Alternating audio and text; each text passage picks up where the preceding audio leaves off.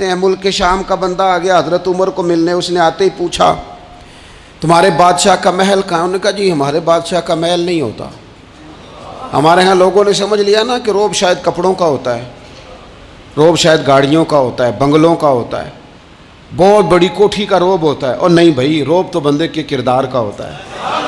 کہاں ہے آپ کے بادشاہ کا محل؟ تو انہوں نے کہا محل شہل تو کوئی نہیں، مسجد میں ہوں گے امیر المومنین۔ بندہ کہتا ہے میں سوچ میں پڑ گیا کہ جس کے نام سے میرا بادشاہ کانپتا ہے وہ مسجد میں ہوگا، گن میں نہیں کوئی نہیں، ہٹو بچو ہی کوئی نہیں، ادھر ادھر ہی کوئی نہیں، پہرے دار ہی کوئی نہیں۔ مسجد میں جا کے پوچھا جناب عمر، کہنے لگے ادھر ہی تھے۔ کدھر ہیں بھئی حضرت؟ وہ کدھر ہیں بھئی؟ ادھر ہی تھے۔ کہنے لگا میں حیران ہو گیا، یہ بادشاہ کی بات ہو رہی ہے۔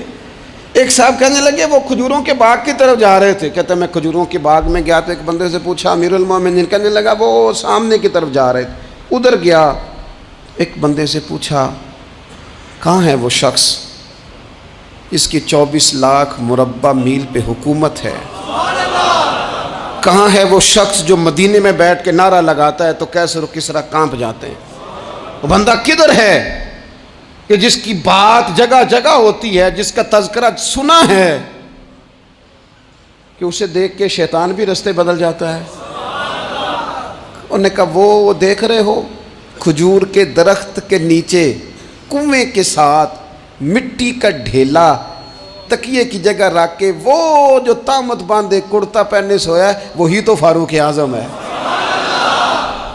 وہ شخص کہتا ہے عمر سوئے تھے۔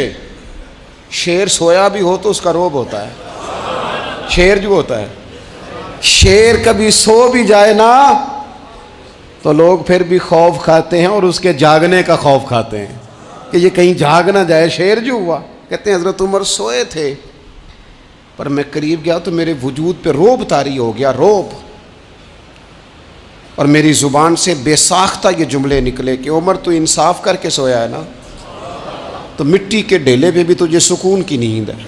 خودداری، وقار، عزت، یہ احساس کمتری سے باہر نکلیں۔ ہم نے اپنے بچوں کو مسل ڈالا ہے، وہ تسی ماڑے دے بچے ہو، تسی تو نہیں نہ آگے جا سکتے، وہ اسی غریب لوگ نہ بیٹے تو فلانے کے ساتھ نہ جایا۔